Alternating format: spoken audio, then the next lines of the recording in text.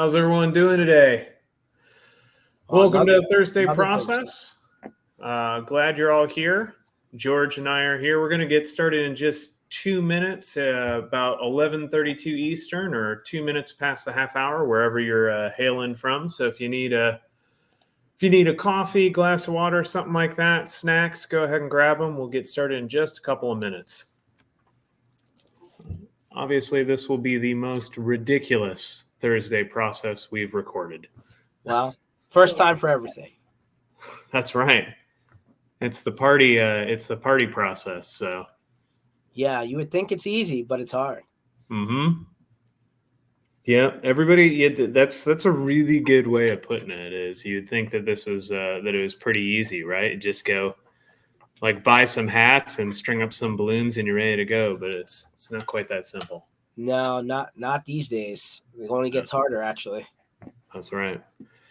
For those of you who are funneling in, appreciate you joining us. We're going to get started in just about 60 seconds. So if you need anything, want to grab a glass of water, something like that, pen and paper, go ahead and grab it. We'll get started at 2 minutes past the half hour. Appreciate you joining us today.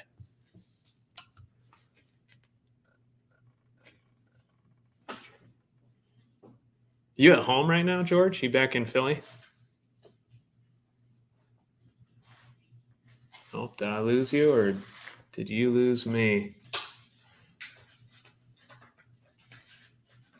Uh-oh. That's not good. Already? Might be. We'll see.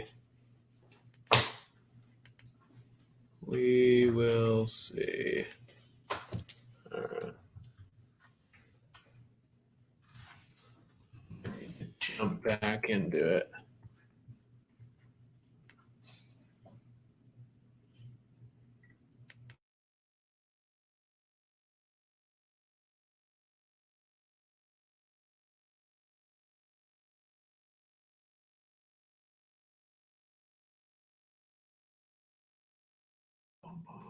There we go. George, can you hear me? Maybe.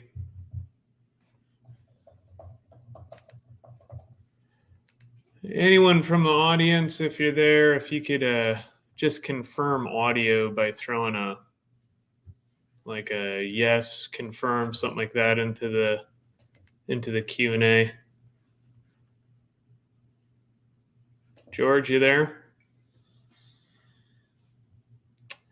Okay, well, we'll get a little bit started. Hey, thanks, Christopher. Appreciate you confirming. So, George may be having a little technical difficulty that can definitely happen from time to time, but we got a couple of minutes to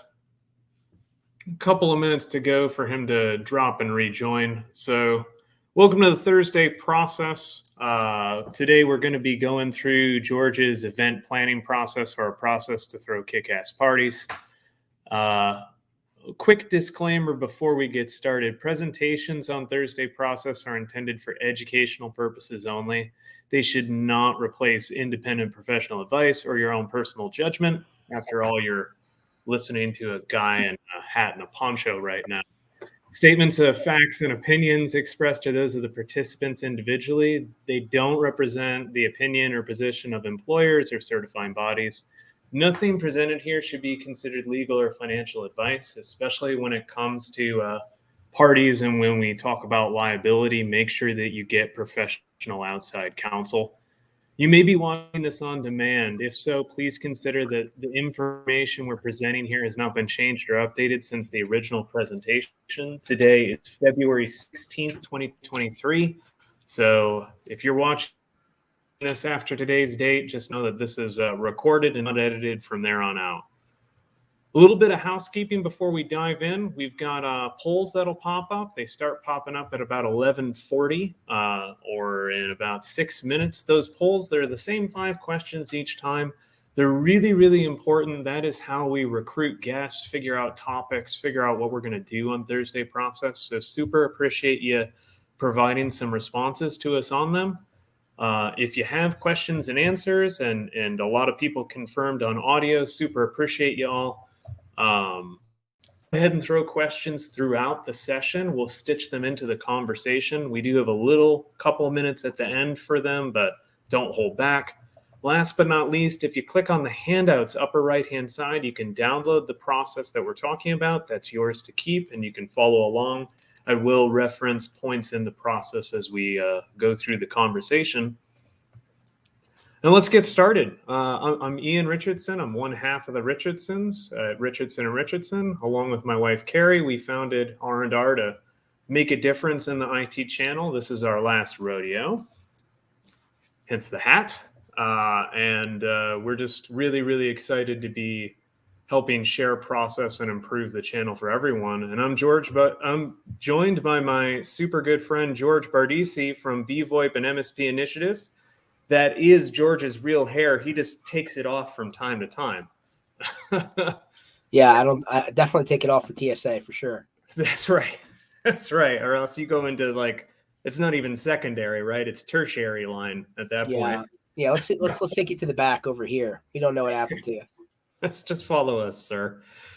George and his team at bvoip started as an MSP. You guys started in the IT space, and over time you morphed into a service provider for other MSPs. And what morphed into this process, George, was that you guys were struggling to attract some new prospects into the sales funnel through events. You were showing up at the events, spending a huge amount of money to sponsor and get booths, and weren't necessarily like the cost per lead, not even cost per client, was astronomical.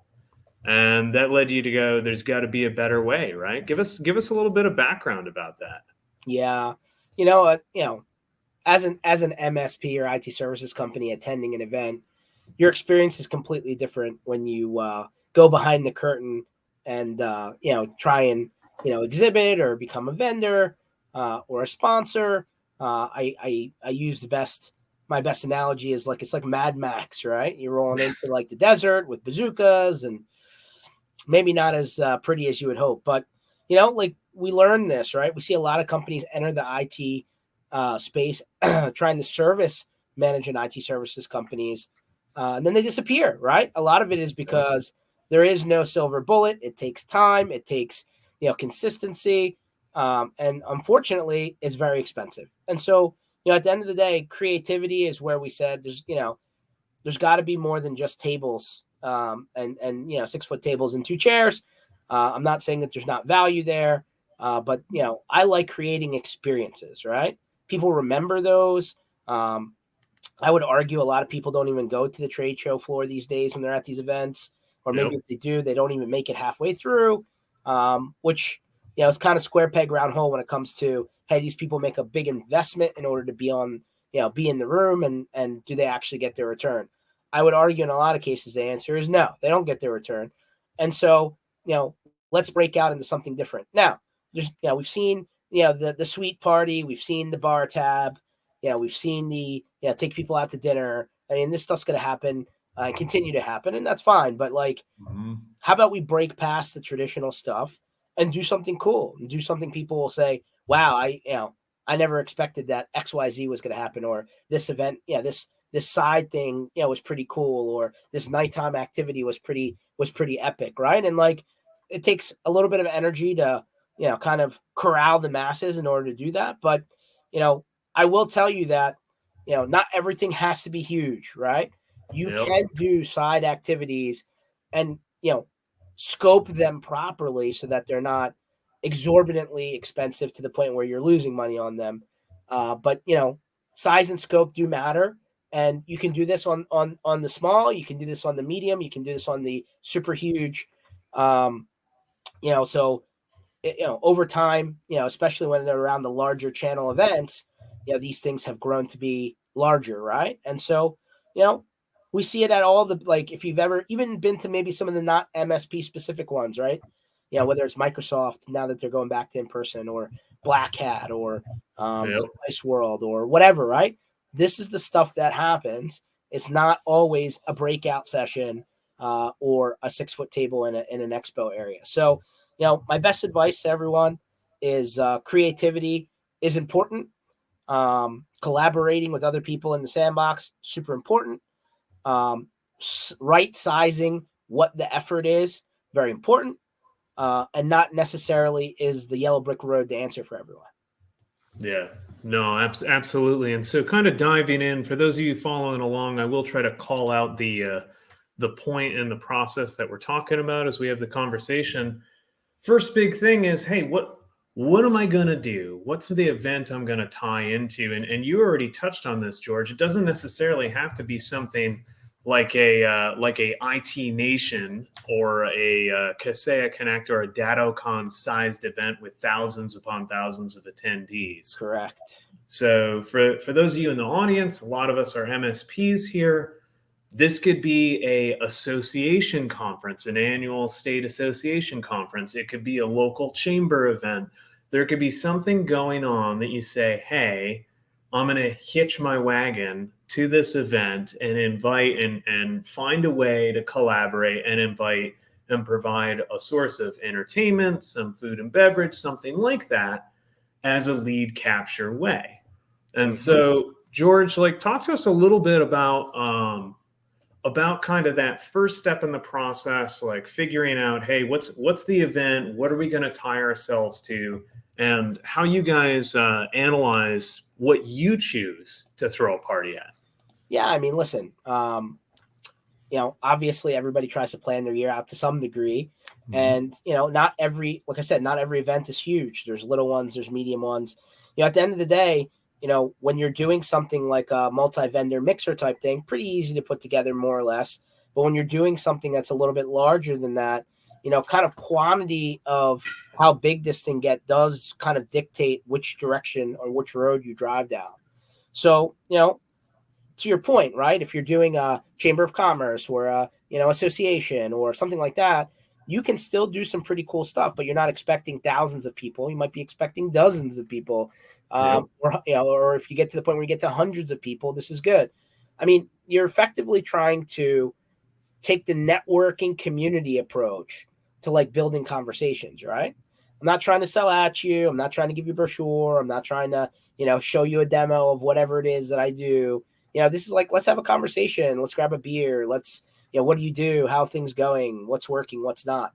The best part, I'm going to borrow this from our good friend Ken Patterson. Best part of all the industry events you've ever been to is what happens at the bar, in the hallway, on the curb, right? Yep. I appreciate the keynotes. I appreciate the breakout rooms. I appreciate the workshops and the labs, all, important stuff to some degree, but actual conversations between the people in the trench like you that understand your particular business and industry, that's where it hits home. So the first part is, again, to understand, hey, what is the event that's happening? How does the schedule break out? How do the nighttime activities? Is there room, right, to do something? And then ultimately deciding, well, how big am I going here, right? Is this a simple happy hour mixer style event, or do I need to actually, do a venue buyout and rent an entire place out? Or am I actually going big and I'm doing multiple venues as part of a multi-venue buyout? And again, size really, really matters here. And again, just like we said, paying for whatever table with two chairs behind it can get super expensive. This can also get expensive, right? Yeah. So you need to be cognizant of, number one, how many people, number two, working backwards from cost. And then the collaboration effect, right? Are you splitting this with anyone? Because otherwise it can sneak up on you. Yeah. This is a great point around the math problem. And this more than almost any other process we've covered on Thursday process. This is a very, very math dependent strategy. Absolutely.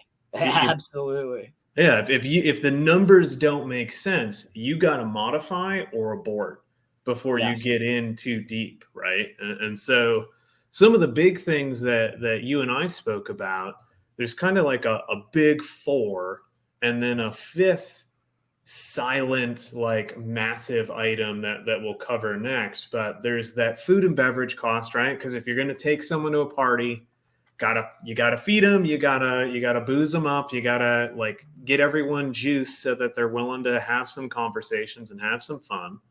You got to have that building to put them in, whatever that might be. If you're leaving the premises, which is more often than not, right? Because the hotel will want to charge some exorbitant rate and make it not there, or maybe the hotel or the venue of the conference isn't appropriate. You got to be able to get people to and from the event, and then liability. And Yeah, so, like legitimate reality, right? yeah, I mean, everybody, whenever you approach a venue, whether it be in a and hopefully a pre-established one, right? We've done some bar rescues in our day. It's way harder to do that, to be honest, versus like an established venue that's already operating and like they're already doing all the heavy lifting to some degree. But when you go and approach these people in terms of venues, like there are minimums, right? Like they're going to try yep, and set a number to like close the place down for the evening, even if it's in the middle of the week, right? What if it's a Monday, Tuesday, Wednesday when you think, well, how much revenue do you think these places are going to do? That's not how they do the math, believe it or not. So, bottom line is you need to work backwards from the minimum, and then you need to negotiate how the minimum's calculated, right? A lot of venues want to charge for rental of the place, or you can convert it to, hey, there's no rental fee as long as you hit a certain amount of food and bev cost. And then the other reality is, depending on how you slip this into the schedule, are people already fed, right? Am I, I yep. don't not exactly taking people out to a dinner here, like did they already eat ahead of coming to wherever this thing is? And like, do I then have like things that they can nibble on as time goes on, or am I Mhm. actually going to be feeding these people for real, for real? So, that's a very big part of it too, because believe it or not, your beverage costs, and I've seen it all over the map, is actually, you would think it's going to be the more expensive part of it, but food costs, man, could really, really, really creep up on you. So, you need to like design that part of it so that, you make sure that you're not overspending on one versus the other.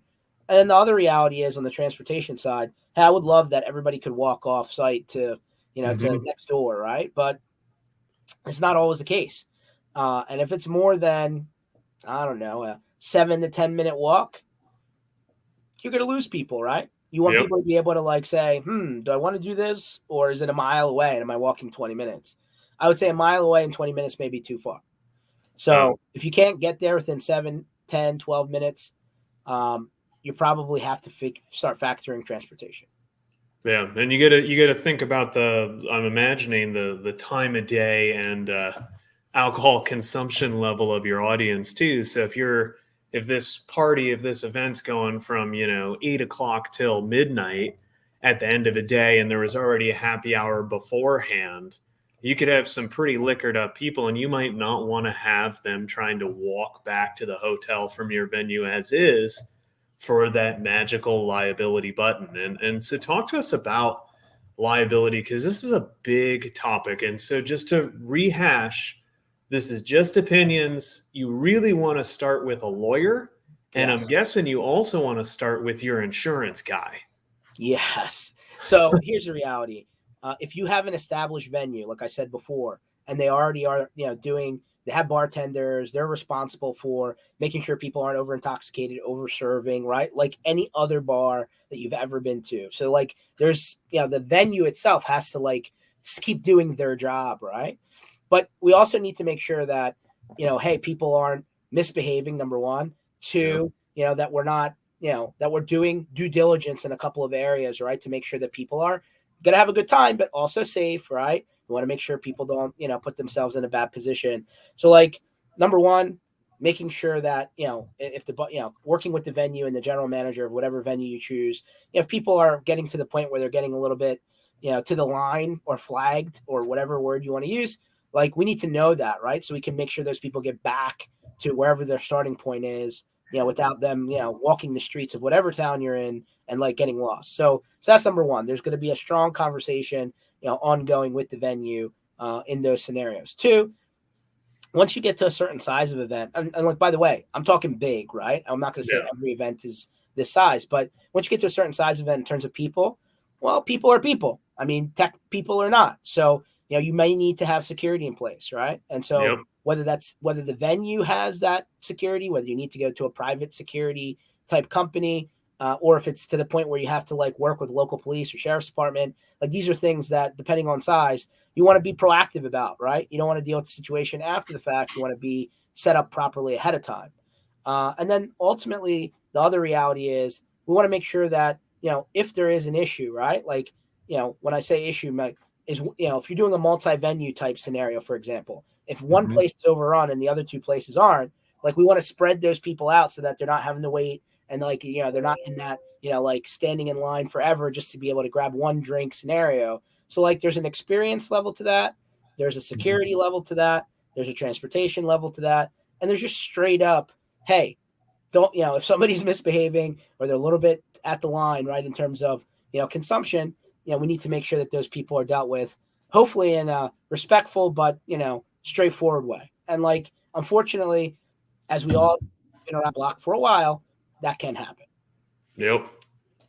And then so there's another piece to this puzzle too, which we haven't touched on yet, and that's like the draw. That's the entertainment.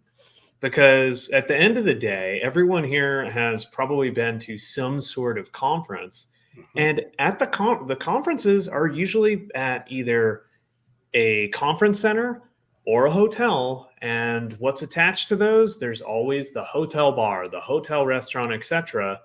If your plan is drinks and food, there's not necessarily that much reason to leave the hotel where there's already drinks and food. So you got to have the draw. How do you come up with unique ways? Because you've done a lot of different things, George. You've had boats. You've had, all types of party games. You've had rock bands perform live concerts, right? Like, how do you figure out the catch, the draw for a party? Yeah. Well, size of the event is important. And then working backwards for how much you can invest into the entertainment draw, really start the conversation, right? If you're doing a rock band, and in order to even start having the conversation with that rock band, you're at $200,000. I mean, it's a whole different conversation than, hey, let's put some games out there, tailgate edition, right? But I think some of this has to be, hey, like, to your point, the hotel lobby bar is always there. If they're getting free drinks from somebody at the bar, what's the purpose of leaving the venue? Well, I mean, listen, live entertainment's always a good one, right? And if you can do that well, right, like just going into whatever city and looking up cover band may not be the right answer, but like you actually got to figure out what something that would appeal to your audience, right, in terms of genre and all that other stuff. So live entertainment, a band or a DJ or something like that. I'm a fan of live bands. I always think those are great. Whether it be like a legitimate rock band or like something a little bit smaller. I like to have multiple activities for people if we can, right? Not everything appeals to everybody, right? So being able to kind of use your space appropriately and be able to kind of do a mix and match of different things, like almost like a state fair style model, or something where like, hey, I can do 8, 9, 10 different things without maybe getting too crazy, but like working with the venue to understand, hey, what can I use in terms of space? Once you understand the space allocation, then I can work backwards from, hey, have you already done these things before? We've started to generate a list of some pretty cool things that have really hit well. And then like sometimes they already have vendors that they work with at this, at said venue. Sometimes you bring in your own. And we've gotten some really interesting ones, right? Like the spray painting of, shirts and hats, or the photo booth, or the arcade, or, everybody loves their, cornhole, tournaments and that kind of stuff. Right. So like, there's things like maybe I, over the years of all of my Eagles NFL tailgating here in Philadelphia, like you can pretty much imagine some of the things that work well. And then like, again, a game area, or, some sort of, different, competitions that can be done. And then again, the live, acts, like I said, there's a combination of how much space you have, how much money do you allocate. We want to give people options, right? That's all. Like, I want people to have a good time. I want people to network with people. And like, I'm a big Bar Rescue fan, by the way. But if you give people a reason to hang out longer, they'll stick around. It's not just a lobby bar. The conversation will go on further. And like all of a sudden, it's a little bit more organic.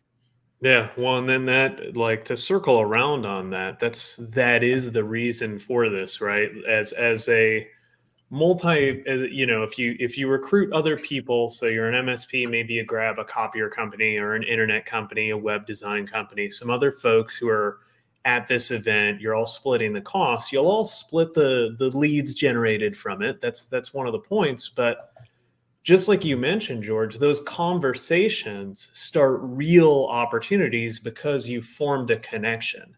And then when it's Yes. following up, like, hey, George, man, following up after that, that was really cool. You had mentioned this. I'd love to learn a little bit more about that. And you had also said that your friend had this, and I know someone. Could I introduce them or whatever?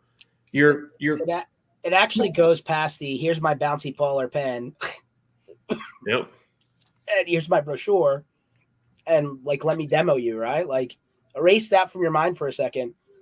It's just like any other conversation you'd have, right? Bar time, in the lobby, in the hallway, on the curb, like actual real conversation. This is mhm, ultimately what we're trying to generate, right? Not to use the bar rescue butt funnel, right? Where like you're forcing people to actually engage so that, it's more than just yet another, in hotel, in conference thing where, maybe that granular conversation doesn't open up. yep. And so let's fast forward down our process here. We've got our events selected. We know where our venue's going to be at. We've got all of our back end logistics figured out. We've bought some sort of insurance policy. We've got Yeah. other people who are supporting us. We got our entertainment sorted out. We got our security sorted out. Guess what? If you do all this and you spend all this money and you and the rest of the vendors are sitting there twiddling your thumbs because nobody knew about it, you just spent a ton of money for no ROI. And so the name of the game is promotion, getting the Yes. word out. Talk Yes. us through what you got to do to spread the word about, hey, this is the place to be. Yeah. I mean, listen, obviously, no, you may not know who's on site versus not, right? So, Mhm. just like anything else, if you want as much ramp time as you can to call, text, email, some people even do VIP style things where they mail them something kind of, like gold badge type thing or, a Yep. bottle or whatever, right? So the goal here is multiple avenues converging at once. And if every, co-sponsor, or like, the companies that you're going to ultimately split the tab with are driving traffic, largely you'll be successful, right? Where things become unsuccessful is if there was no inviting, if you waited till like you're being on site in order to drive traffic, like you're basically at the last possible second rather than consistent kind of build up to the event. So I Mhm. can't stress enough, right? Personally, inviting people works really well, especially if you know they're going to be at an event. You could ask, hey, is anyone going here? And then you can then drill down on those people. And then obviously, without being annoying, right? Kind of promote your thing and like ultimately make sure people, kind of see it consistently across all of the people involved. And like, to be quite honest with you, like once you're on site, that's like the gravy, right? Like that's like the cream on top of the pie. That's like your last push to Yep. get people to jump on board. And so one of the things that I've found, and I'd wonder on your take on this, is don't hold your knowledge of how to make this a success back.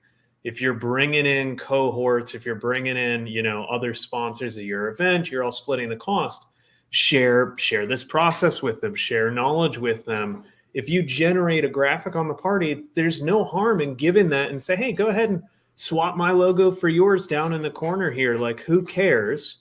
Rising tide raises all boats, because the end of the game, the name of the game is get people to register and get people to show up. Correct. And whatever you can do to enable your other partners in the endeavor to succeed at their promotion efforts is a big one. Yeah. I mean, listen, the more people you get there, number one, as we all know, there's a FOMO effect, right? For people who Mhm. didn't make it, right? The more people you get there, the more people will post, the more people will see. So you're getting like kind of like a twofer out of this, right? One, the people on site hopefully have a great experience, opening up conversations and that side. And the other side is, oh, the people who are watching online, right? Through all the various platforms, apps, etc., are like, whoa, I missed this, or how do I get here? Or why didn't I see this? And then all of a sudden you get that kind of compounded viral effect on the other side. So, there's only a win, if you make sure everybody's actually doing the activity, and making sure people are actually raising their hand and doing a little bit more visibility around it. Again, your hope is that, you have people show up to this thing. There is a counter effect to this, which is if nobody shows up, or if only a few people show up, it could kind of negatively roll back on you.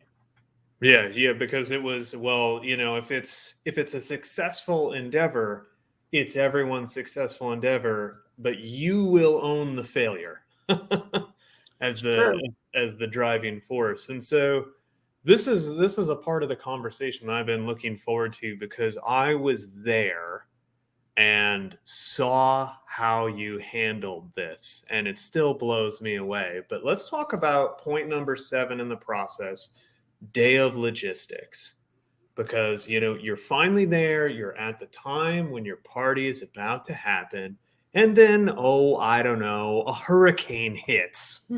And suddenly your outdoor venue needs to be an indoor venue. Like, walk us through common day of logistics challenges, and then, if you don't mind, George, just share a little bit about what happened at last IT Nation. Sure. When a literal hurricane came right at your party. Yeah. Well, I'm bald. That's what happened to me. Okay. So that's what happened after I went through that. All right. So day of logistics is probably the most hectic part of the whole thing. Needless to be said, but I'm going to say it anyway. The more stuff you have lined up ahead of time, the more check boxes are checked walking into the door, the less hectic it's going to be. But it's still pretty hectic. There's got to be stuff that you didn't expect. There's got to be last minute stuff that kind of turns into a fire. Then you need to put them out. So not for the faint of heart. If you can't multitask and bring the temperature down so you can get through an issue, could not be the right place for you. So that being said, there's a lot of vendors that are involved. When I say vendors, like the venue, all the different things. So if you're talking about last year's IT Nation, we had the All-American Rejects. So we had to deal with the band manager. There was transportation. There was a staging guy. There was the venues that we bought out. There was a general manager for each venue. There was a fencing contractor. There was a bus contractor to move people back and forth to the hotel. There was all these moving parts to the point where it's kind of like crazy, right? Like you maybe too much for one person, to be honest. So, day of logistics, making sure you're working backwards and constant communication from your outcome, right? So if you don't know things are happening, you can't address them. And then if you have to deal with them after the fact, it may be too late. So as far as what happened with, hurricane force winds from this past November, it was definitely not smooth in terms of last minute vendor cancellations. We had our bus contractor cancel us day of. We had to find a new bus company, multiple bus companies, actually. We had our fencing vendor, because obviously you're pulling in a major act. You can't just have people walk off the street. So they canceled. We had to find a new fencing vendor.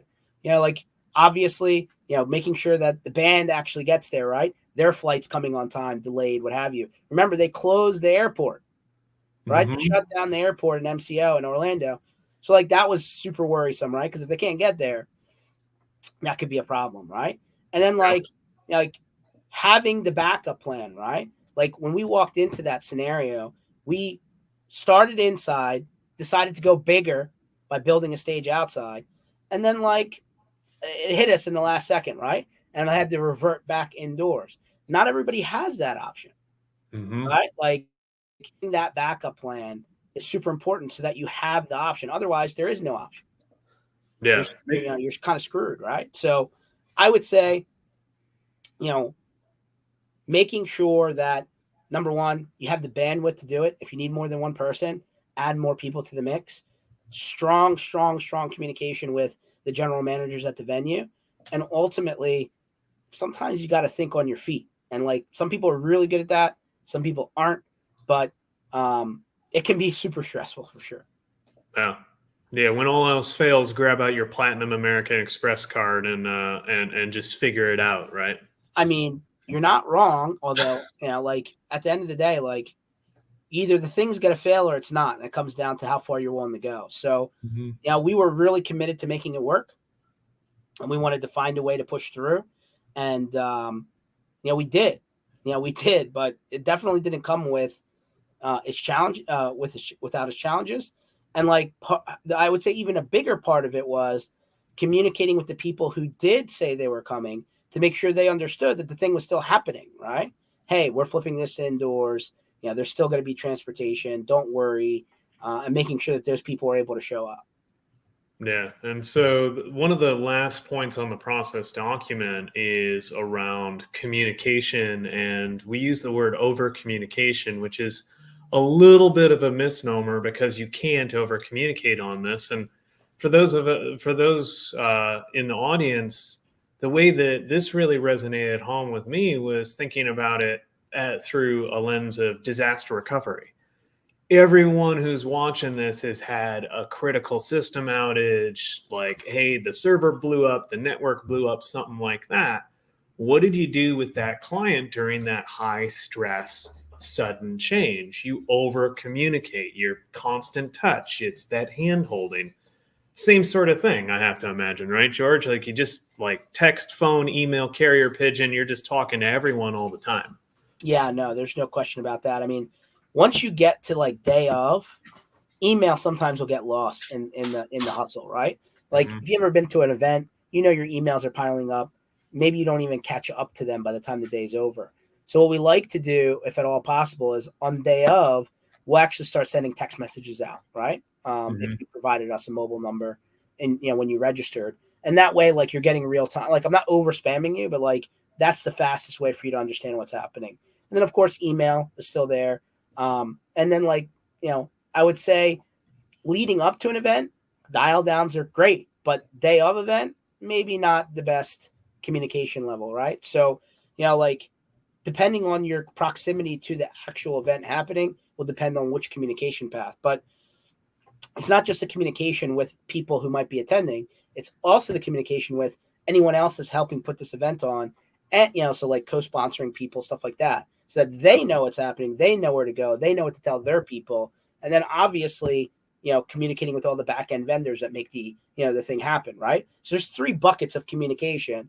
And to be honest with you, you can't just wait until an hour before the event to do all of that, right? There needs to be like an actual path that you're following so that by the time you get there, everything that needed to be known is known rather than, you're guessing. Yeah, that ounce of planning is worth a pound of on-site cure, I have to Yeah. imagine. If you wait to the last minute on some of this stuff, you may be too late. Yeah. And so thinking about management of this process, there were 2 like really, really big sections. And so for those of you who are following along, this is last page of the process document. I want to start off with talking about infrastructure because there's a lot of different things that go into this, right? You need some sort of registration system, like, Mm-hmm. selling your, like, here's your ticket, here's your pass or whatever to get people in. And it's not only just people who are attendees, right? Like the leads for that you're trying to collect, but you also need a way to register, hey, like we're partnering with 10 other companies and there might be 40 people across those companies that all need to be kept into the loop on this. So you need to be able to register both attendees as well as colleagues, co-sponsors, partners, what have you. 100%. Yeah. So you definitely want to separate those groups out. Yeah. One of the biggest problems that comes afterwards is cleaning the data, right? Mhm. So if the data is dirty, it takes that much more time to ultimately get it corrected so that it's usable, right? So by splitting out staff, co-sponsoring vendors, anything like that from actual attendees coming to the event, that really helps you ahead of time. And as much as you can monitor that as it's happening, hopefully you've had enough ramp time to do inviting and you're like watching this stuff coming in, you might be able to catch a lot of the cleanup process before you even get to the day of, right? Mhm. So as much as you can do that, it's important to do that so that you don't give yourself, like a tsunami afterwards where it just takes forever to go in and do it. So that's number 1. Number 2, again, like there's free ones out there, there's paid ones out there. At the end of the day, right? Like obviously don't spend money in areas that you don't have to, but being able to make sure that you're properly communicating, hey, you're going to register as this person or this type of of person. You're going to register as this type of person. And then when you get on site, signage, right? I mean, you really need to make sure that when people get there, it's like no different than going to a sports game. It's no different than going to a theme park, right? Where are you entering? What do you have to do to enter? The last thing you want to do is create a bubble up effect where people were not registered coming in and then they're having to register on site last second. That's going to happen. But if you can minimize that, that would be good. And it also gives you an understanding of, well, how many people do we expect to actually show up? Yep. There is, like a trend on the math where if you do this properly, you can actually get, within a certain range of how much you expect in order to actually show up, and then like what the number is against that list of people. Yeah, which is going to help out with cost control and every other part of this. Yeah. You're going to need a bunch of marketing systems to support this. You got to have email, you got to have some sort of way of dialing, SMS texting, social media management, and you need to get all of that stuff to come into some sort of central area, some sort of dashboard, so you can track, hey, how's promotion going? How's, what venues are hitting, what venues are not? Because if you're pouring dollars out into 4 or 5 different ways, and hey, Facebook isn't working, but LinkedIn is hot for registrations right now, well, you can turn down the Facebook spend and turn up the LinkedIn spend to maximize impact, right? Yeah. So not only just tracking that, but also tracking of the people who are co-sponsoring, are they actually inviting, right? If there's 10 sponsors on an event, for example, and like five of them aren't doing anything, I'm going to pick up the phone and say, hey guys, what's up? Are we doing this? Are we not? Like, at least send out something, right? Do something. So like, I think, and there's a little bit of a, I don't know, competitive situation there, right? Because all of a sudden everyone's like, oh, okay. Like, where am I in the list in terms of successfully registered people? So, again, a lot of these tools you have already to run your businesses, you're just rekeying these systems in order to help, get this stuff off the ground. And ultimately, the more visibility you have going into day of, the better off you're going to be. Again, if you haven't heard a consistent theme throughout this entire session, the pre-work and the foundation going into whatever the event is like 80% of what happens, right? If you don't do that part right, you're going to have a bad outcome on day of. The rest of it's day of stuff. And to your point, cost creep actually happens. So you need to have a very good pulse. Remember I said over communication with the venues and the general managers and the people running these venues, like they're going to tell you where you're at in the math, but you need to like set that up with them ahead of time so that you don't end up at the end of the night and you have a bill that you didn't expect. Exactly. And those vendors, this is what they do. So it's not by sharing a budget and saying, hey, we got to keep it under X. And so I need to know when we're approaching Y. That's not going to, they're not there to like, okay, well, we can get them all the way up to X. They're going to say, hey, you're at Y, right? Like, here's your cost control. Here's your accountability check. They're a partner on this and your same side of the table because they want you to have a successful event and consider using them next time you want to do one of these. 100%. And there's no shame in, as the night is going on and you're getting close to the wee hours of this, the timeline, to like shut the spigot off, right? Like, Yep. You'd be surprised what the spend is between midnight and 2 a.m. versus from 8 to midnight. Like, it's almost disproportionate, so, you have to keep that in mind. And as you get closer to your number, if they end up switching it to, hey, listen, you got to start paying for your own drinks, then that's up to those people, right? Yep. They can make that sort of decision on their own. Creating a communication tree to communicate changes to vendors, sponsors, attendees, etc. Key piece of pre-work.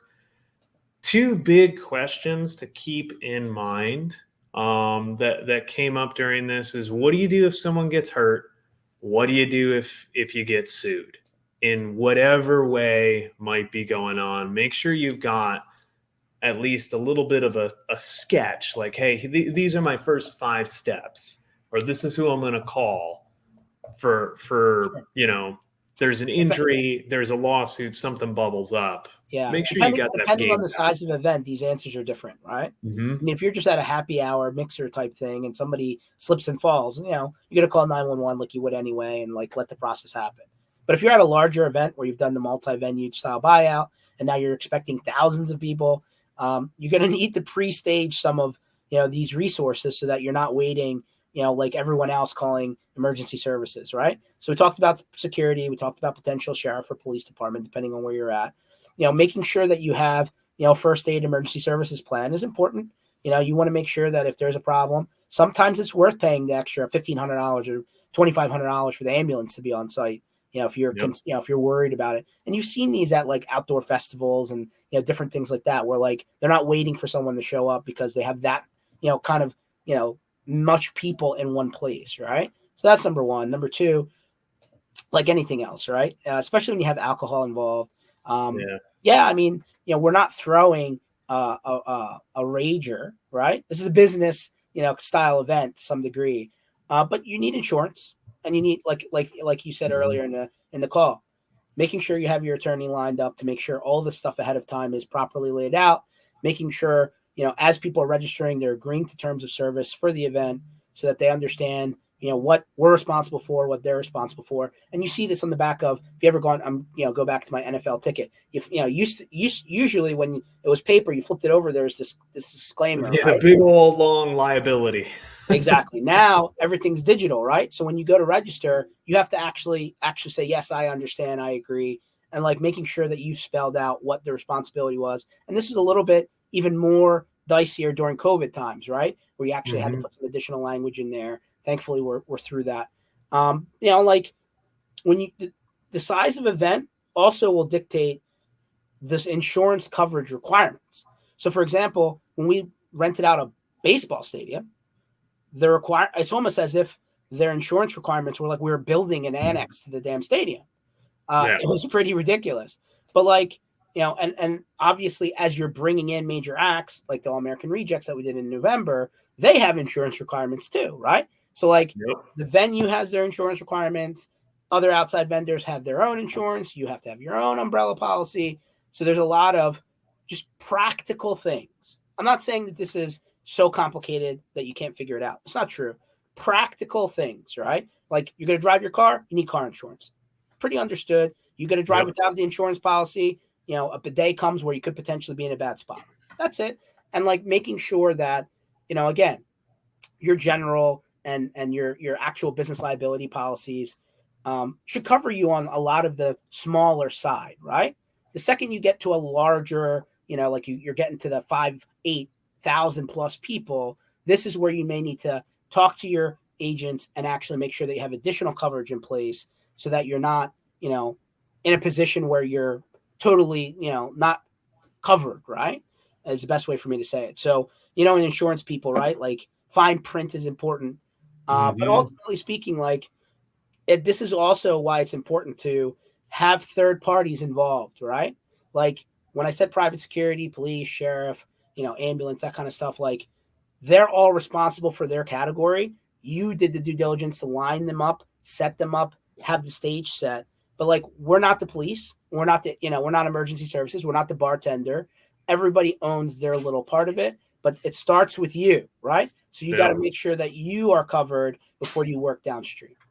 Exactly. You got to be that center hub. And so as you go through this, a lot of the management and a lot of the metrics are going to be post-mortem metrics. You'll be seeing registration counts go up, but then afterwards you'll want to analyze things like, hey, how many registered, how many attended, what was that conversion rate, what was budget to actual spend, how was engagement, what went well and what didn't go well, so that next time around you can go through. Have you done one of these, George, where you didn't have a lesson learned afterwards, where you went, wow, I didn't even think of that? Everyone's different. Honest to God. Like even the repeat venues that we may go back to, it's never 100% the same. There's always a lesson learned coming out of it. And like, just like anything else, right? As you do more of these, you're better prepared for the unexpected blip, because that's really what gets you. Like day of unexpected blip. So if you can limit the possibility for that, you're better prepared because you're like your bandwidth's not split into 1,000 places. And then two, from a feedback standpoint, we realized some stuff hits better than others. Some attractions hit better than others. Some venues hit better than others. And like we can learn what works and what doesn't, right?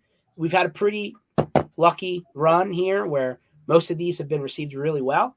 But it takes a little bit of trial and error to understand, what's good and what's not so good. And it also takes a lot of collaboration to understand in future situations how everybody that you're working with expects things. I think that's the other problem. People management, especially if there's a lot of separate entities involved, the expectation of how they're communicated with, how they get the things that they need, how they're communicating back, can be wildly different from entity to entity. So, I think the cool part about this is that, anytime, like I was talking to somebody the other day and he's like, I'm sick and tired of boats. And I'm like, well, I've only ever done 2 boats. Let me show you what we did. They're like, oh man, this is so much better than anything I've ever done. And I'm like, well, like not everything's created equal, right? Like you need to understand that. And we use the word premium-ish here, right? Like you don't want to be perceived as you're doing things on the low end, right? To just kind of like band-aid things together. You want people to walk away saying, wow, that was cool. And because we want them to remember fondly whatever the experience is. Exactly, because that's what they're going to be talking about for weeks and months and years to come is, man, do you remember 3 years ago when XYZ happened that George and his team did? And so speaking of your team, George, there's 2 things, there's 2 companies that you're involved with. I want to take a little bit of time to talk about both. Tell us first, who is bvoip and what do you guys do? Because you've got the shirt on. We've been talking about parties right now, but bvoip isn't an event management service. It's not a party throwing company. What do you guys do? Yeah, so we started bvoip out of an IT services company here in Philly Metro way back in 2014. We just felt like when it came to telecoms and unified communications, there wasn't something purposely built to service IT and MSP land. And we didn't understand why. So we decided to set out and do that, focusing on the MSP, not necessarily their end customer, although we know that they need to have a good experience too. So a lot of our effort here has been from the chair of the MSP, heavy integration focused. Because like how many times have we seen paper thin things and they call that integration? And like it just wasn't good enough, right? So that's why we started bvoip, if nothing other than to give MSPs an option to use internally, potentially offer their end customers in a business model in a way that doesn't put the risk on them. Because how many times have we found out that risk goes downhill, right?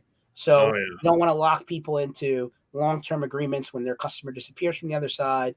And like it's really we're confident in our solution and we don't want to lock you into something that doesn't work for you.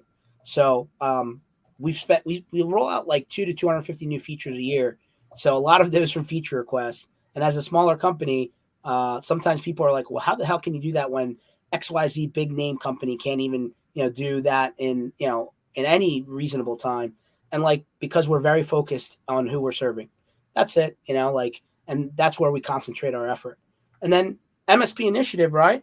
The other company that we started really was to congregate all of the, community and educational approach of what we do, right? So like other than bvoip's accounting, entity said, hey, these party tabs are getting might make sense to separate this into another company. No, like MSP Initiative started out as a community approach, where instead of, selling at you, we like do the parties and, we did the bus tour for 2.5 years during COVID and like collaborating with other vendors to do educational style things for the community. So we did park the bus. Hopefully you guys saw Channel Strong Tour. And so this year we decided to do 2 in-person, 2-day, hotel style events where we're going to be bringing experts from around the sandbox, so that they can actually workshop through the concept.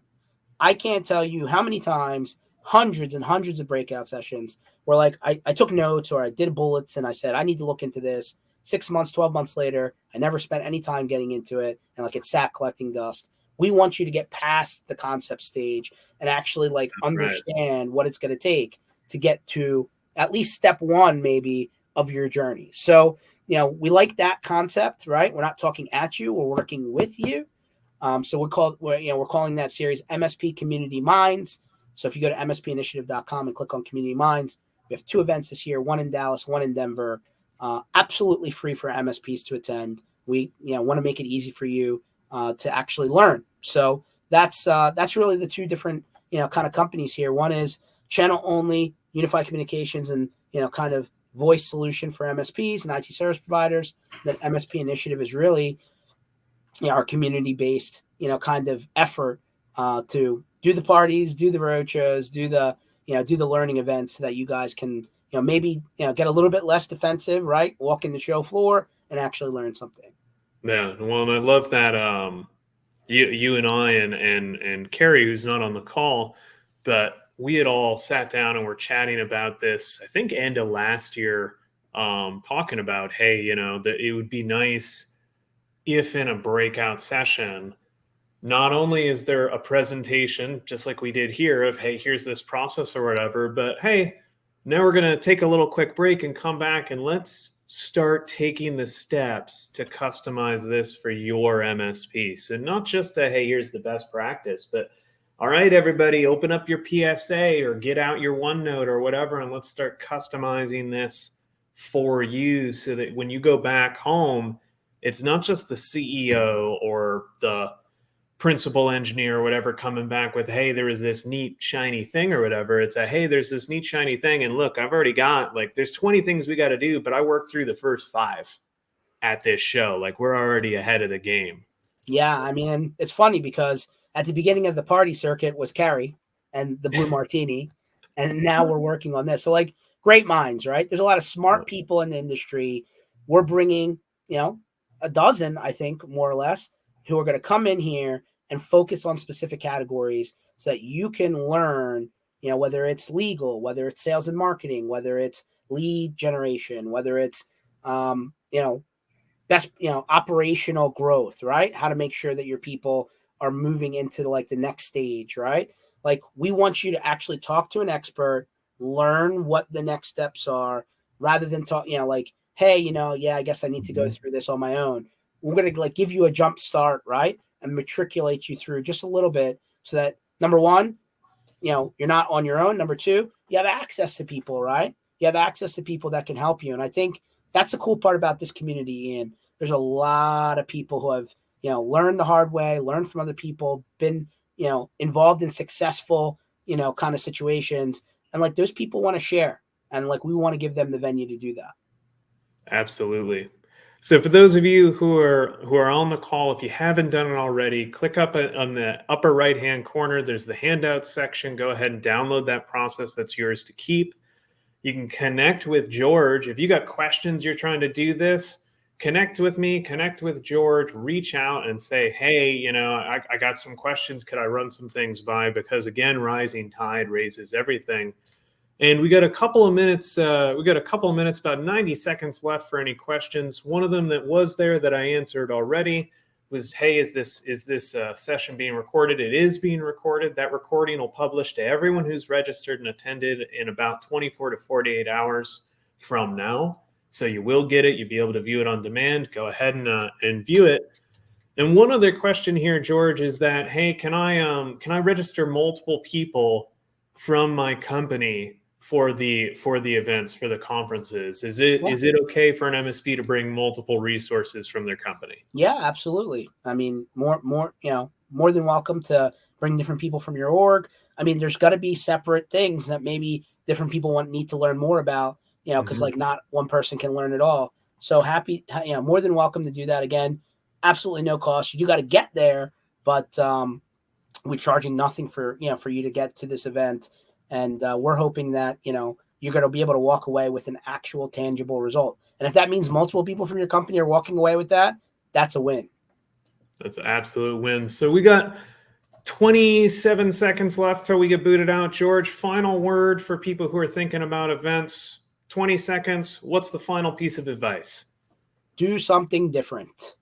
Doing the same thing over and over again and expecting a different result. It's a definition of insanity. I'm sure you've heard that before.